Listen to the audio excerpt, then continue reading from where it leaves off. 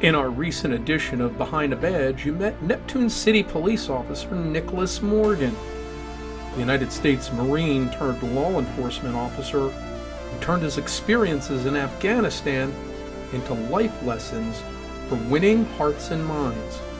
But in this Behind the Badge Extra, we see Officer Morgan has an important lesson for all of us. Don't judge a book by its cover. So, as of recently, I've been fortunate enough to, I got the position as the Neptune City DARE officer, which means I get to educate the 5th grade of Woodrow Wilson School about DARE. Most of us had DARE, so we all know what that is.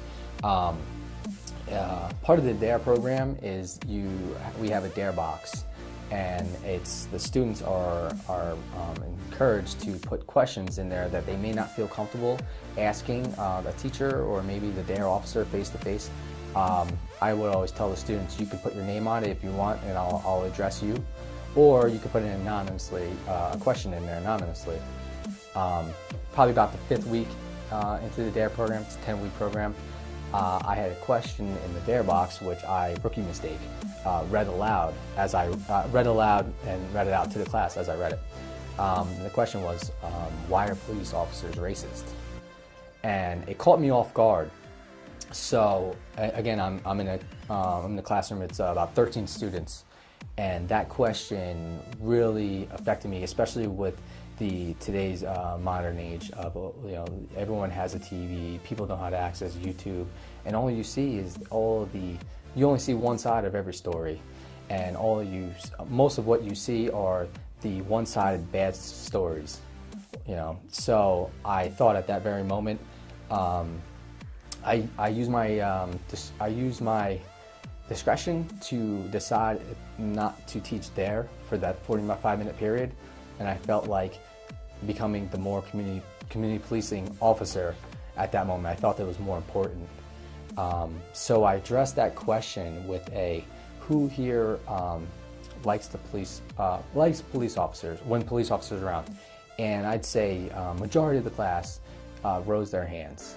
So I knew the opposite answer to that question, so I said, who here doesn't feel safe when police officers are around? And surprisingly enough, about 5 students raised their hand. And I didn't address them individually, but I just wanted to spark the conversation. So I asked if anybody feels comfortable, please raise your hand and share with me why. So one of the girls raised her hand, and she said, well, a couple of weeks ago, the police were in my apartment neighborhood, and they had their loud sirens on. It was late at night, and I saw them locking somebody up. And so at that point, I said, well, let me address the sirens part and why we're there late. I said, we could be responding to any call at any time. We could be somebody's grandmother who's on the ground and needs a first aid assistance.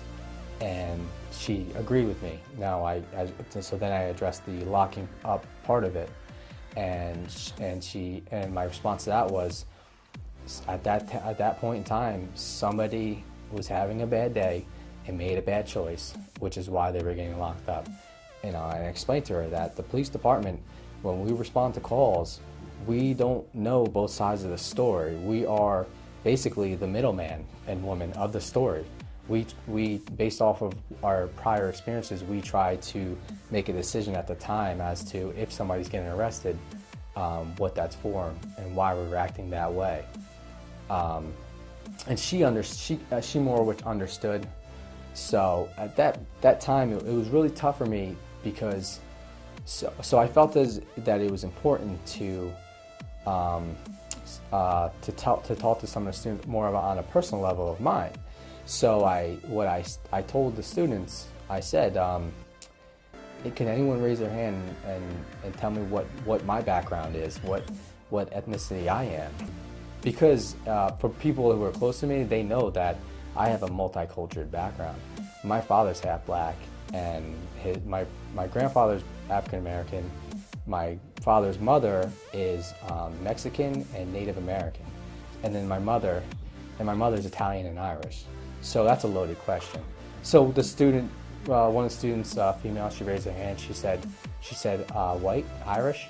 I said, yeah. Anything else? And I believe another student may have guessed Italian. But when I told them that my father is half black, they were all caught back. And I felt like at that moment, some of the other students, some of the other multicultural students in the classroom, I almost like could see them leaning more forward. I was like pulling their attention in, and I felt like I was gaining more trust from them because they felt like, wow, he's like me, you know, and I am like you. That's what I wanted to say. I wanted to be like, I am like you. In fact, I was you growing up. It was difficult because of the question that was asked, especially in this day and age. And I feel like at that age of, I believe, 9 years old in 5th grade, to have that, for a 9-year-old, to have that thought that a police officer or the police officers in general are racist, it was disappointing to me, because I know the guys and the women that I work with, I know their mindsets, and it couldn't be any further from that, you know. So it was also it was difficult to realize how much work I and the other officers around have in front of us to change some of those mindsets.